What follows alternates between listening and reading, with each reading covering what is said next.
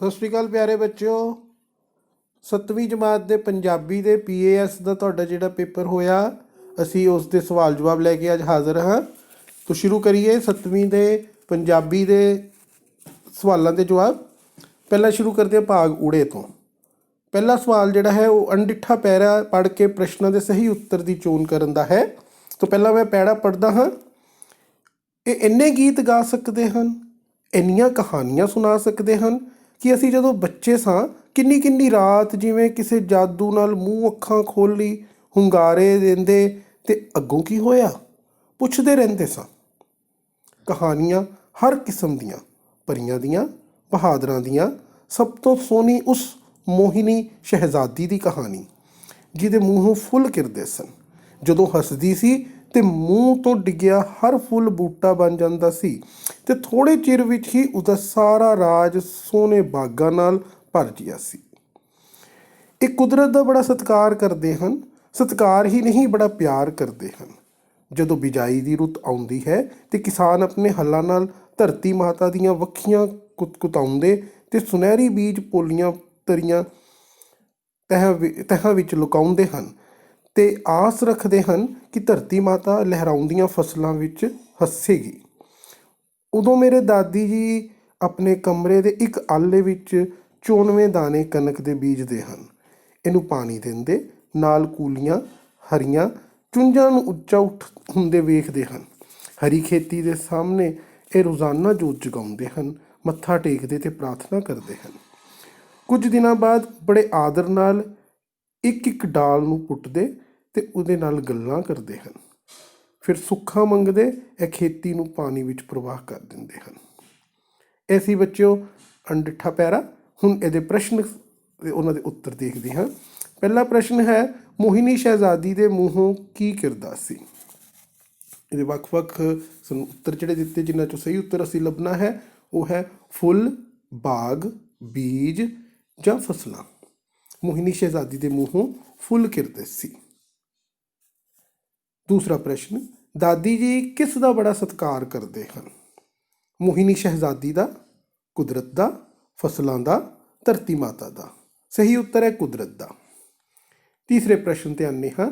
ਦਾਦੀ ਜੀ ਕਣਕ ਦੇ 94 ਦਾਣੇ ਕਿੱਥੇ ਬੀਜਦੇ ਹਨ। ਬਾਗ 'ਚ, ਧਰਤੀ 'ਤੇ, ਪਾਣੀ 'ਚ, ਆਲੇ 'ਚ। ਅਤੇ ਸਹੀ ਉੱਤਰ ਹੈ ਆਲੇ 'ਚ।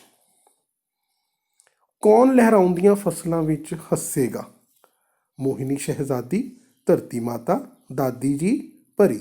ਅਤੇ ਇਹਦਾ ਸਹੀ ਉੱਤਰ ਹੈ ਧਰਤੀ ਮਾਤਾ।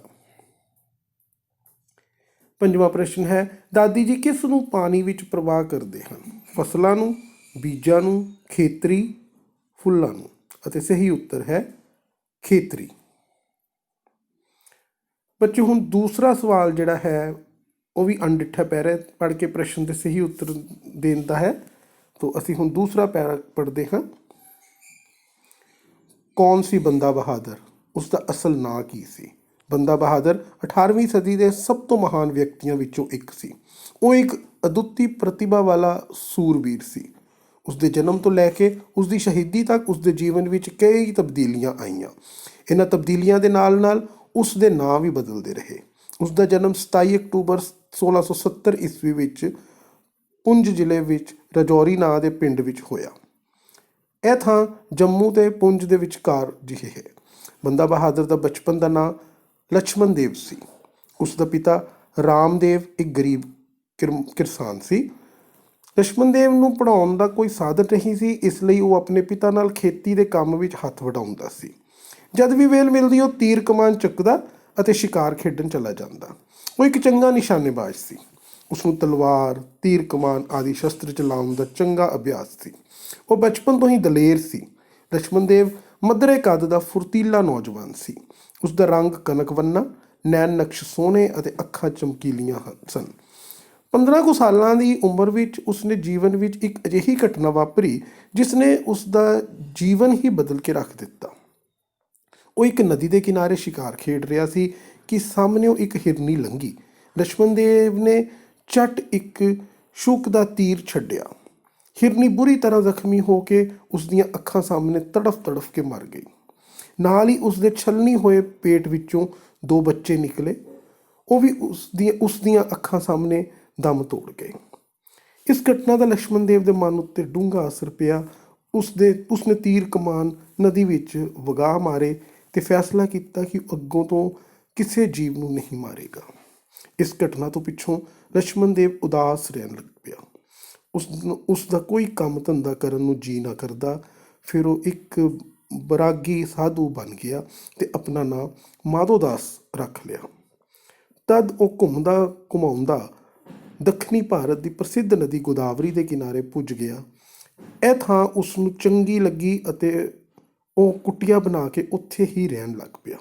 ਹੌਲੀ ਹੌਲੀ ਉਸ ਦੀ ਪ੍ਰਸਿੱਧੀ ਹੋ ਗਈ। ਬੱਚਿਓ, ਇਹ ਸੀ ਦੂਸਰਾ ਅਣਡਿੱਠਾ ਪੈਰਾ। ਹੁਣ ਅਸੀਂ ਇਸ ਦੇ ਪ੍ਰਸ਼ਨ ਉੱਤਰ ਕਰਾਂਗੇ।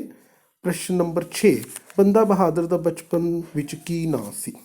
ਮਾਧੋਦਾਸ, ਬੰਦਾ ਬਹਾਦਰ, ਰਾਮਦੇਵ, ਲక్ష్మణ ਦੇਵ। ਅਤੇ ਇਸ ਦਾ ਸਹੀ ਉੱਤਰ ਹੈ ਲక్ష్మణ ਦੇਵ। 7ਵਾਂ ਪ੍ਰਸ਼ਨ, ਬੰਦਾ ਬਹਾਦਰ ਨੂੰ ਕਿਸ ਦਾ ਅਭਿਆਸ ਸੀ? ਨਾਂ ਬਦਲਣ ਦਾ, ਪੜ੍ਹਾਉਣ ਦਾ, ਸ਼ਸਤਰ ਚਲਾਉਣ ਦਾ ਜਾਂ ਖੇਤੀ ਦਾ? ਸਹੀ ਉੱਤਰ ਹੈ ਸ਼ਸਤਰ ਚਲਾਉਣ ਦਾ। 8ਵਾਂ ਪ੍ਰਸ਼ਨ, ਉਸਨੇ ਨਦੀ ਵਿੱਚ ਕੀ ਵਗਾਹ ਮਾਰਿਆ? ਤੀਰ ਕਮਾਨ, ਤਲਵਾਰ, ਹਿਰਨੀ ਦੇ ਬੱਚੇ। ਸਹੀ ਉੱਤਰ ਹੈ ਤੀਰ ਕਮਾਨ। 9ਵਾਂ ਪ੍ਰਸ਼ਨ, ਹਿਰਨੀ ਵਾਲੀ ਘਟਨਾ ਪਿੱਛੋਂ ਬੰਦਾ ਬਹਾਦਰ ਵਿੱਚ ਕੀ ਤਬਦੀਲੀ ਆਈ? ਉਹ ਖੇਤੀ ਕਰਨ ਲੱਗ ਪਿਆ, ਉਹ ਬਰਾਗੀ ਬਣ ਗਿਆ, ਉਹ ਸੂਰਬੀਰ ਬਣ ਗਿਆ, ਆਪਣਾ ਕੰਮ ਧੰਦਾ ਕਰਨ ਲੱਗ ਪਿਆ। ਇਸ ਦਾ ਸਹੀ ਉੱਤਰ ਹੈ ਉਹ ਬਰਾਗੀ ਬਣ ਗਿਆ। 10ਵਾਂ ਪ੍ਰਸ਼ਨ, ਹਿਰਨੀ ਵਾਲੀ ਘਟਨਾ ਪਿੱਛੋਂ ਬੰਦਾ ਬਹਾਦਰ ਨੇ ਆਪਣਾ ਕੀ ਨਾਂ ਰੱਖਿਆ? ਲక్ష్మణ ਦੇਵ, ਮਾਧੋਦਾਸ, ਬੰਦਾ ਬਰਾਗੀ, ਰਾਮਦੇਵ। ਇਸ ਦਾ ਸਹੀ ਉੱਤਰ ਹੈ ਹਿਰਨੀ ਵਾਲੀ ਘਟਨਾ ਪਿੱਛੋਂ ਬੰਦਾ ਬਹਾਦਰ ਨੇ ਆਪਣਾ ਨਾਮ ਮਾਧੋਦਾਸ ਰੱਖਿਆ। ਭਾਗ ਐੜਾ ਵਿਆਕਰਨ। ਹੁਣ ਇਸ ਦੇ ਅਸੀਂ 11 ਤੋਂ 20 ਕੁਐਸਚਨ ਸਵਾਲ ਕਰਾਂਗੇ, ਪ੍ਰਸ਼ਨ ਕਰਾਂਗੇ। ਪ੍ਰਸ਼ਨ 11, ਹੰਕਾਰੀ ਬਾਰਾਸਿੰਗਾ ਕਹਾਣੀ ਤੋਂ ਕੀ ਸਿੱਖਿਆ ਮਿਲਦੀ ਹੈ? ਹੰਕਾਰ ਨਾ ਕਰਨ ਦੀ, ਹੰਕਾਰ ਕਰਨ ਦੀ, ਤੇਜ਼ ਭੱਜਣ ਦੀ, ਖੁਸ਼ਾਮਦ ਕਰਨ ਦੀ। ਹੰਕਾਰ ਨਾ ਕਰਨ ਦੀ। 12ਵਾਂ ਪ੍ਰਸ਼ਨ, ਉਹ ਅਖਬਾਰ ਜੋ ਹਫ਼ਤੇ ਬਾਅਦ ਨਿਕਲੇ ਉਸ ਨੂੰ ਕੀ ਕਹਿੰਦੇ ਹਨ? ਸਾਲਾਨਾ, ਰੋਜ਼ਾਨਾ, ਮਾਸਿਕ, ਸਪਤਾਹਿਕ। ਅਤੇ ਇਸ ਦਾ ਸਹੀ ਉੱਤਰ ਹੈ ਸਪਤਾਹਿਕ। 13ਵਾਂ ਪ੍ਰਸ਼ਨ, ਤੁਸੀਂ ਆਪਣੇ ਛੋਟੇ ਭੈਣ ਭਰਾ ਦੀ ਖੇਡਾਂ ਵਿੱਚ ਰੁਚੀ ਕਿਵੇਂ ਪੈਦਾ ਕਰੋਗੇ? ਖੇਡਾਂ ਦੀ ਸਰੀਰਕ ਮਹੱਤਤਾ ਦੱਸ ਕੇ, ਖੇਡਾਂ ਦੀ ਭਾਵਨਾਤਮਕ ਮਹੱਤਤਾ ਦੱਸ ਕੇ, ਖੇਡਾਂ ਦੀ ਮਾਨਸਿਕ ਮਹੱਤਤਾ ਦੱਸ ਕੇ, ਉਪਰੋਕਤ ਸਾਰੇ। ਬੱਚਿਓ, ਇਸ ਦਾ ਸਹੀ ਉੱਤਰ ਹੈ ਉਪਰੋਕਤ ਸਾਰੇ। ਆਪਣੇ ਛੋਟੇ ਭੈਣ ਭਰਾਵਾਂ ਦੀ ਖੇਡਾਂ ਵਿੱਚ ਰੁਚੀ ਪੈਦਾ ਕਰਨ ਲਈ ਅਸੀਂ ਉਹਨਾਂ ਨੂੰ ਖੇਡਾਂ ਦੀ ਸਰੀਰਕ ਮਹੱਤਤਾ, ਭਾਵਨਾਤਮਕ ਮਹੱਤਤਾ ਅਤੇ ਮਾਨਸਿਕ ਮਹੱਤਤਾ ਬਾਰੇ ਦੱਸਾਂਗੇ। ਪ੍ਰਸ਼ਨ 14ਵਾਂ, ਇੱਟ ਨਾਲ ਇੱਟ ਖੜਕਾਉਣਾ ਦਾ ਕੀ ਅਰਥ ਹੈ? ਇੱਟਾਂ ਨਾਲ ਲੜਨਾ, ਢਹਿ ਢੇਰੀ ਕਰਨਾ, ਖਤਮ ਕਰਨਾ, ਕਰਾਰੀ ਹਾਰ ਦੇਣਾ। ਅਤੇ ਇਸ ਦਾ ਸਹੀ ਉੱਤਰ ਹੈ ਢਹਿ ਢੇਰੀ ਕਰਨਾ। 15ਵਾਂ ਸਵਾਲ, ਭਾਵਵਾਚਕ ਨਾਂਵ ਚੁਣੋ। ਬਾਂਹ, ਦਿਨ, ਪਿਆਰ, ਦੁੱਧ। ਇਹਨਾਂ ਵਿੱਚੋਂ ਪਿਆਰ ਇੱਕ ਭਾਵਵਾਚਕ ਨਾਂਵ ਹੈ। 16ਵਾਂ ਪ੍ਰਸ਼ਨ, ਹੇਠ ਲਿਖਿਆਂ ਵਿੱਚੋਂ ਕਿਰਿਆ ਚੁਣੋ। ਖੇਡਣਾ, ਕਿਤਾਬ, ਉਹ, ਮਿਠਾਸ। ਖੇਡਣਾ ਇੱਕ ਕਿਰਿਆ ਹੈ। 17ਵਾਂ ਸਵਾਲ, ਸ਼ਿਸ਼ਕੇਰੀ ਦਾ ਸਮਾਨਾਰਥਕ ਸ਼ਬਦ ਚੁਣੋ। ਜ਼ਖਮ, ਤਾਕਤਵਰ, ਹੱਲਾਸ਼ੇਰੀ ਦੇਣਾ, ਹੁਕਮ ਦਿੱਤਾ। ਇਸ ਦਾ ਸਹੀ ਉੱਤਰ ਹੈ ਹੱਲਾਸ਼ੇਰੀ ਦੇਣਾ। 18ਵਾਂ ਸਵਾਲ, ਸਾਰਥਕ ਸ਼ਬਦ ਜੋੜ ਚੁਣੋ। ਵਾਹੁਟੀਆਂ, ਬਹੁਟੀਆਂ, ਵਹੁਟੀਆਂ, ਵਹੁਟੀਆਂ। ਬੱਚੇ, ਇਸ ਦਾ ਸਹੀ ਜਵਾਬ ਦੂਸਰਾ ਵਹੁਟੀਆਂ, ਜਿਹੜੀ ਤੁਹਾਡੀ ਦੂਸਰੀ ਆਪਸ਼ਨ ਹੈ ਵਹੁਟੀਆਂ, ਉਹ ਹੈ ਇਸ ਦਾ ਸਹੀ ਜਵਾਬ। 19ਵਾਂ ਪ੍ਰਸ਼ਨ, ਚਲਾਨੀ ਕਿਸ ਨੂੰ ਕਹਿੰਦੇ ਹਨ? ਆਪਸ਼ਨ ਹਨ ਵਾੜੇ ਨੂੰ, ਤੂੜੀ ਵਾਲੇ ਕੋਠੇ ਨੂੰ, ਨੀਵੀਂ ਛੱਤ ਵਾਲੀ ਰਸੋਈ ਨੂੰ ਜਾਂ ਚੁਬਾਰੇ ਦੀ ਛੱਤ ਨੂੰ। ਨੀਵੀਂ ਛੱਤ ਵਾਲੀ ਰਸੋਈ ਨੂੰ ਚਲਾਨੀ ਕਹਿੰਦੇ ਹਨ। 20ਵਾਂ ਪ੍ਰਸ਼ਨ ਹੈ, ਆਪਣੀ ਥੋੜ੍ਹੀ ਜਿਹੀ ਖੇਤੀ ਬਲਦਾਂ ਨਾਲ ਚਲ ਜਾਂਦੀ ਹੈ। ਵਾਕ ਵਿੱਚ ਥੋੜੀ ਸ਼ਬਦ ਕਿਹੜਾ ਵਿਸ਼ੇਸ਼ਣ ਹੈ? ਗੁਣਵਾਚਕ ਵਿਸ਼ੇਸ਼ਣ, ਸੰਖਿਆਵਾਚਕ ਵਿਸ਼ੇਸ਼ਣ, ਨਿਸ਼ਚੈਵਾਚਕ ਵਿਸ਼ੇਸ਼ਣ, ਪਰਿਮਾਣਵਾਚਕ ਵਿਸ਼ੇਸ਼ਣ। ਅਤੇ ਇਸ ਦਾ ਸਹੀ ਉੱਤਰ ਹੈ ਪਰਿਮਾਣਵਾਚਕ ਵਿਸ਼ੇਸ਼ਣ। ਤੋ ਬੱਚਿਓ, ਇਹ ਸੀ ਤੁਹਾਡੇ ਪੰਜਾਬੀ ਦੇ PAS ਟੈਸਟ ਦੇ 20 ਪ੍ਰਸ਼ਨ ਅਤੇ ਉਹਨਾਂ ਦੇ ਜਵਾਬ। ਬਾਕੀ ਦੇ ਆਪਣੇ ਸਬਜੈਕਟਸ ਦੇ ਪ੍ਰਸ਼ਨਾਂ ਦੇ ਉੱਤਰ ਜਾਣਨ ਦੇ ਲਈ ਮੇਰੇ ਚੈਨਲ ਨੂੰ ਲਾਈਕ ਅਤੇ ਸਬਸਕ੍ਰਾਈਬ ਕਰੋ। Thank you.